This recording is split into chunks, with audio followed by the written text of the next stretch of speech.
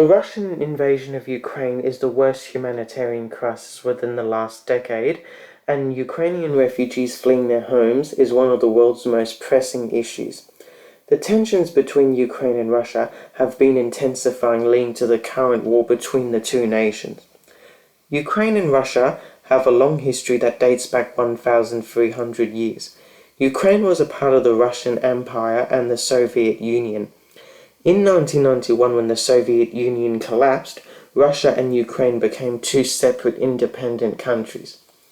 In 2005, Ukraine wanted to integrate with the West and join the North Atlantic Treaty Organization or NATO and the European Union. However, President Viktor Yanukovych rejected an economic deal from the European Union in favor of a Russian economic deal from Putin, which angered and provoked the Ukrainian population. So why is Putin invading Ukraine? Ukraine is rich in natural resources such as coal, iron, and oil and natural gases. Putin is interested in exploiting these resources for Russia's economic gain. The majority of Europe's oil and gas that is imported from Russian pipelines will travel through Ukrainian pipelines before reaching the rest of continental Europe. Russia wants to control these pipelines to gain economic power on the world stage.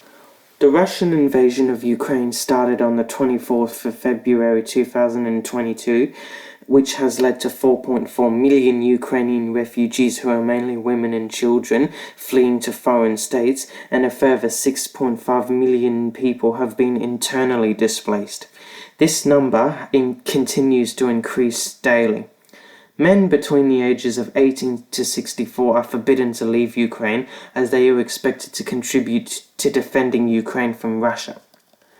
2 million Ukrainian refugees have fled to Poland, as it is the easiest country to flee to.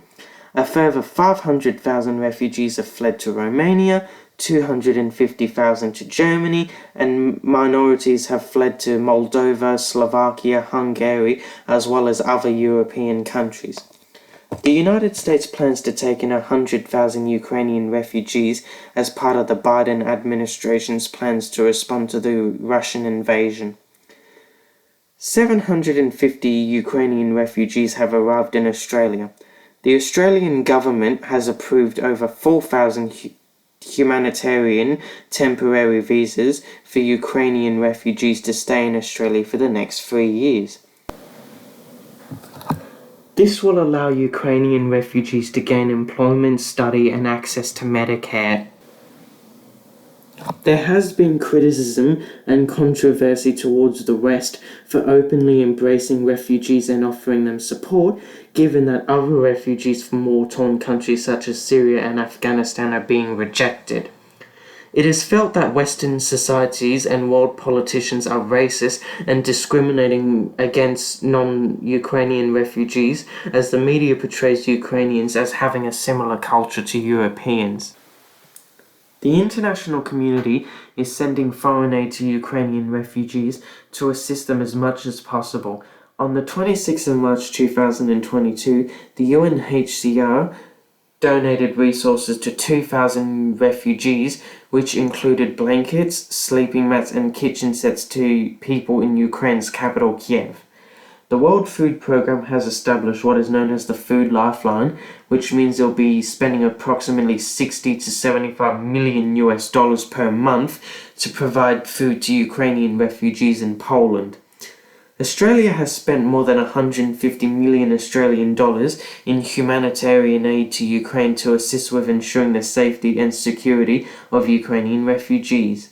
Australia's foreign aid includes hygiene kits, blankets, and solar lights, as well as other basic resources required by Ukrainian refugees.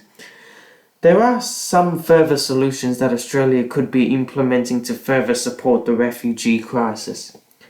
Ukrainians refugees in Australia could be provided with citizenship if they wish to, as their temporary humanitarian visas expires after 3 years. It is unlikely the damage to infrastructure in Ukraine will be fixed within 3 years. Australia is suffering from a labour shortage with 290,000 job vacancies.